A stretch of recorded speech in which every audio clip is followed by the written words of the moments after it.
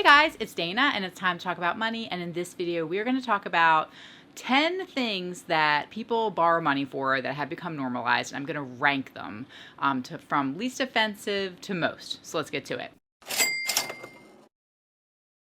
Okay, so we are ranking these debts in order of financial danger, not in order of how many people have these particular types of debt.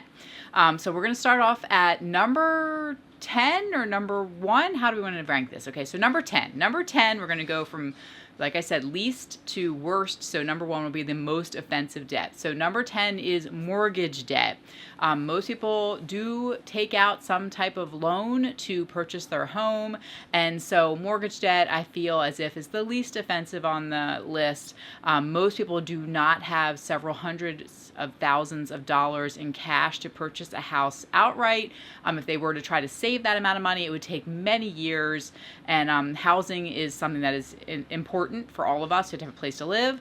And also that most people, their net worth is almost always tied up in their house by the time they retire.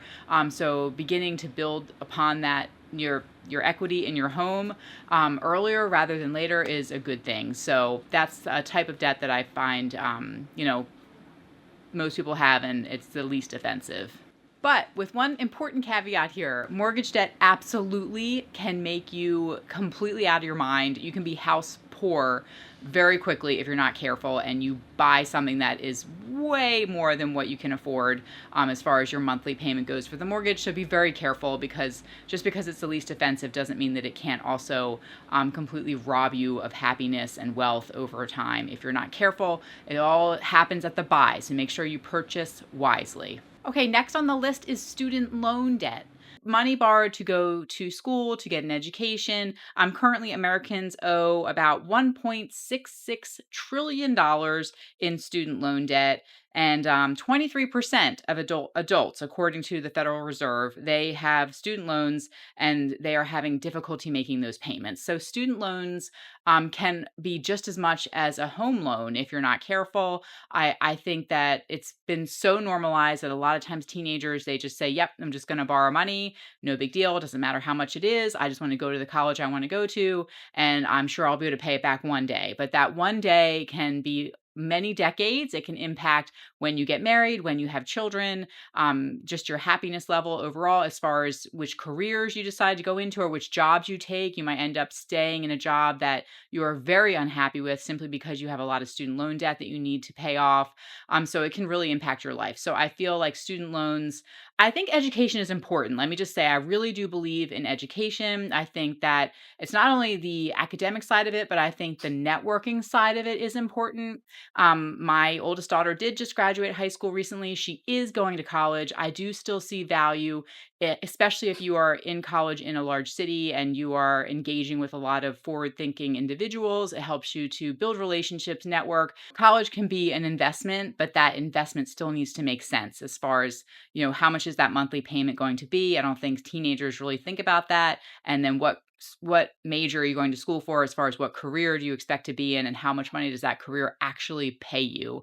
Also, changing landscape with AI coming on board, how our career is going to change, we just don't know, right? So it's somewhat of a gamble, somewhat of a risk if you are borrowing a lot of money to get a specific degree in something very specific that could potentially not exist in the future for all we know. But like I said, I think the education is more about learning how to think critically, which you can take with you to any field.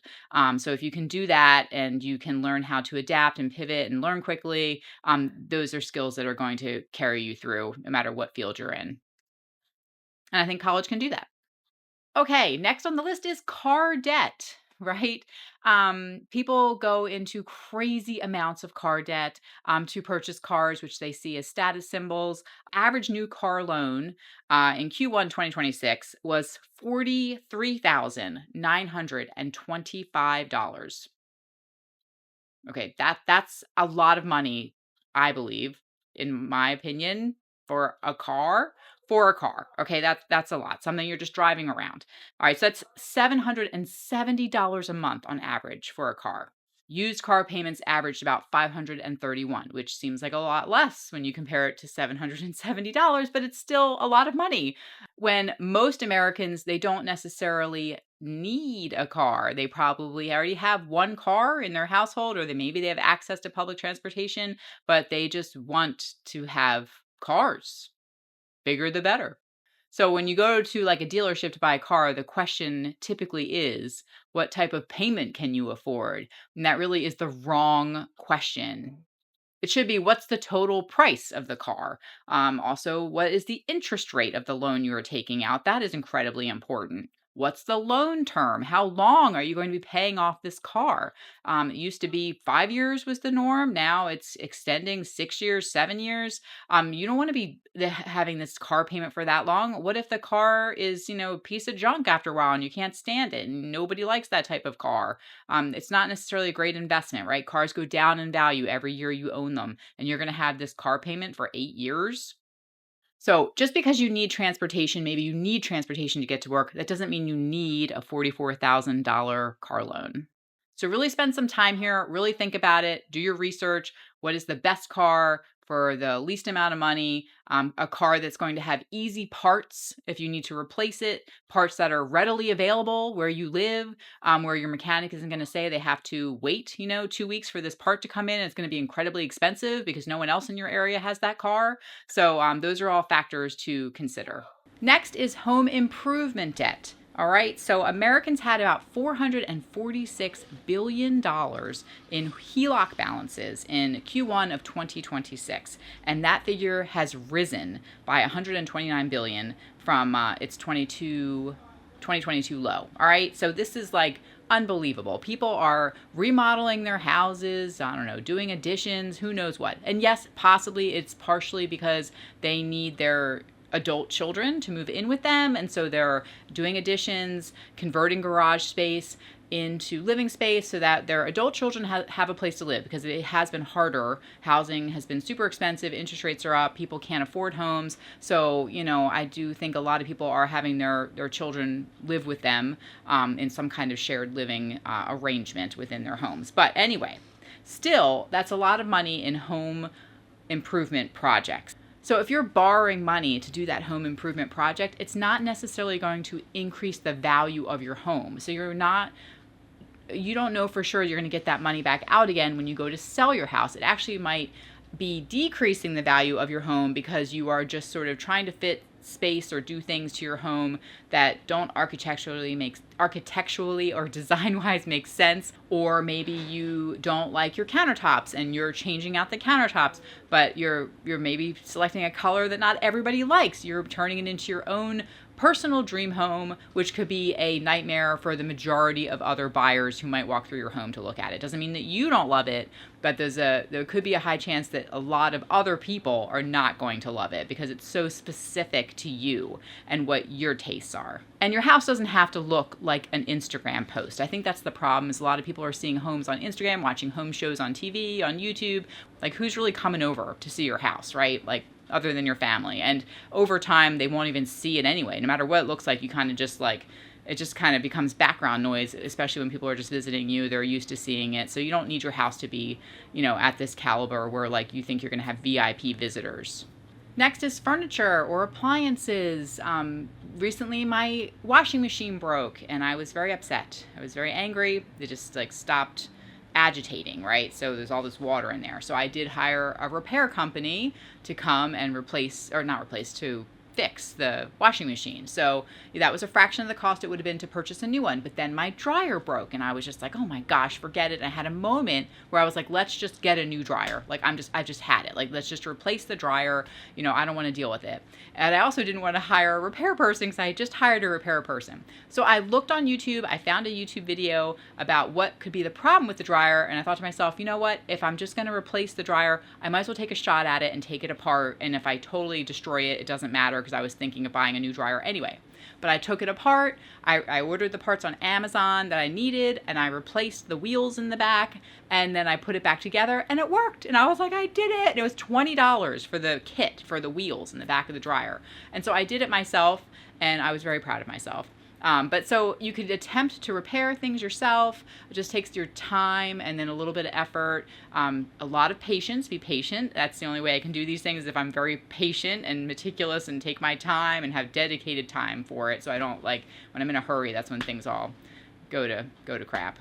But so yeah, you don't always have to replace your appliances, but a lot of people are borrowing money for new furniture, new appliances, and they're, that's just like, really, like, it's probably fine the way it is. Like, do you have to have like the most up and coming refrigerator? They all break. No matter what, they all break over time, and they all have problems. So if it's working, then my philosophy is we just keep it. If it's working, it's going to continue to go until it's like we can't repair it anymore, or, the thing catches fire. But for some reason, it's very normalized nowadays for people to borrow money for everything, like mattresses, phones, I don't know what else. Let's see, laptops, anything that they want, anything. And they're like, oh, it's just $100 a month. I can afford the payment on that. But then the problem is that if you keep adding up all these little payments, monthly payments, before you know it, you have 10 monthly payments of $100 a pop, and you can't afford to buy food. Next is cosmetic procedure financing. Okay, this is really a thing. Maybe you've heard of look maxing. People are borrowing money to make themselves look as amazing as possible. Does that sometimes sound attractive to me after having 4 children? Yes, but I'm not going to do it. I'm certainly not going to finance it. I just figure, I am who I am, and it is the way it is. And if you want to do that, all the power to you. But if you're borrowing money for it, I'm not sure that it's really worth it, right? So if you really want the procedure, then okay. If you feel like it's going to really increase your quality of life, but if you have to finance it and you have to make that payment on it, what if you get the procedure and you're just not really that thrilled with it? Then you have to make this payment on it for the next 10 years, and you're looking at your face. Maybe you had, cosmetic surgery on your nose or something, and it's just not amazing, or wherever. And then you have to have this constant reminder, and you're making a payment. So I feel like if you're going to do it, that's the kind of thing to save up the cash and pay for it fully. Because I'm not sure, is it really going to improve your life? Maybe, I don't know, but something to really think about. Next is buy now, pay later loans. Okay, so 16% of US adults had a buy now, pay later loan in 2025, and that's up 10% since 2021. All right, so 26% of people make late payments on these when they get them. And 29% said the only reason that they got this loan is because they couldn't afford the item otherwise. It just makes it easier to ignore the total price of it because you're making these payments, but you still have to pay the total price of whatever item it is that you purchased. Okay, number 2 on the list is vacations or weddings, any kind of lifestyle debt. Okay, so people are spending or borrowing a lot of money to have amazing destination weddings, or to go on these incredible vacations. And I get it, like, you maybe feel like you want to do the vacations now while you're young, you want to see the world, but then you go on these amazing vacations and you come home and you have to make these payments on that vacation. It's like I'm not sure how people can enjoy the vacation or the wedding knowing that they've borrowed so much money to have it. Like, that really hinders my ability to enjoy the trip when I know, and I've done it in the past, like many, many years ago, I've done it. Like, I get it. Like, I went to Disney World and we put it on our credit card, and that was just, it was awful. Like, cause then, like, we had to pay it off for, a long time afterwards. And it was like, it just kind of tainted the memories of the trip. And then I was like, it really was fun. It was a good trip, but I'm like, I would have rather had the money back and just have not done the trip in retrospect. Okay, and now number 1 on my list is, can you guess? What do you think number 1 is? Leave it down in the comments. I'll leave you 3 seconds. 3, 2, 1. It's borrowing to invest. Using leverage to buy stocks, or taking out a second mortgage on your home to go all in on something in the stock market or on crypto because you think it's going to take off, it's going to make you a millionaire in a week, okay? And then it crashes and you lose everything. All right, investing is wonderful, and we have been doing the investing challenge on my channel, and I do fully believe it's a great idea to be investing, but not if you have to borrow money to do it. I think that it is far better to start with very small amounts and just get into it slowly. That way you can learn, you know what you're doing. But if you're if you're borrowing money to invest, it is so easy for things to go wrong. Stocks can fall 30, 40, 50%. Crypto can go to zero very quickly, like extremely quickly. And that's it. You've lost all the money and you're not getting it back. And I just think it's very frightening. I've seen some videos on YouTube of some investors who've done that and you watch them in real time losing all of their money. And it's incredibly sad. Like, I just don't want anyone ever to have to experience that kind of internal anguish and suffering from having to watch something where you've borrowed all this money and then you have to pay that money back. And it might take a lifetime. And that's very frightening. Very frightening. And on my channel, we talk a lot about getting out of debt. And debt has become so normal that we don't even call it debt anymore. It's just financing, right? So that's just so normalized that everybody has it. Everybody's financing almost everything in life now, that we just don't think about the repercussions and if you can't pay it back. And oftentimes people don't really discuss that side of it, or how stressful it can be to be working in a job and to constantly have to be having this debt hanging over your head. You can't leave the job even if you're being harassed, or you're having like just terrible anxiety where you feel like you're gonna have a heart attack. I mean, like, these are real feelings. People are dealing with this every day. And that's not a situation I want anyone to be in. We should all feel free to, have the option to do different things and have choices. And if you are faced with a difficult situation where you're, experiencing some kind of harassment at work, you should be able to just quit that day and walk out and know that you're going to be okay. Okay, now it's time for the stock market challenge, right? So remember, I am not an investment advisor. I am not your investment advisor. Please do all your own research before investing in the stock market. So what we are doing is we do our weekly investing challenge where we put $1 into the stock market, and I give you my pick of what I'm doing, where I'm putting my $1 for that week, and you can choose to put it in the same stock, or you can choose to pick a different one that is related within the same theme. That's how we do it, okay? And then at the end of the 1 year, we're going to go back and see how they did. Some of them might go to zero. I'm kind of hoping that some of them will, so we can see what happened and experience that. And then some of them might do really well. Like, wow, we did amazing. So some stocks are, for one share, it's maybe, $2. If you want to buy one share of it, that's perfectly fine. That's up to you. We're just trying to do a little bit of money that's not we don't care if we lose it completely over the course of the year. This is all so that we can learn, so that you can get comfortable with a particular brokerage app and know even how to purchase a stock, how to sell a stock, which we're not selling at all for this first year. After the year's up, then maybe we'll go in and we'll sell one or two so we can experience that and see what that's like, okay? All right, so for this week, my pick, which maybe is a surprise given the theme of the video, but I am selecting SoFi. Okay, so SoFi is a lender, okay? So we just were talking about debt, and I wanted to pick this one because I do think it's important. Like, I understand, like I said, like home mortgages, like certain debt, not all debt or financing or lending is terrible in my opinion, okay? Like, I understand, like, it has its use, it has its function. So we're gonna pick SoFi. Now, SoFi originated as a student loan company, okay? And that's kind of how I think of it. But today, it's much broader, okay? SoFi is now branched out into banking, investing. You can do your investing through SoFi, personal loans, mortgages, credit cards, and other, financial products. So that's why I'm putting my $1 into SoFi this week. You can do the same, or you can choose a different one, something that's within the financial services realm. Like I said, we'll see what happens after a year.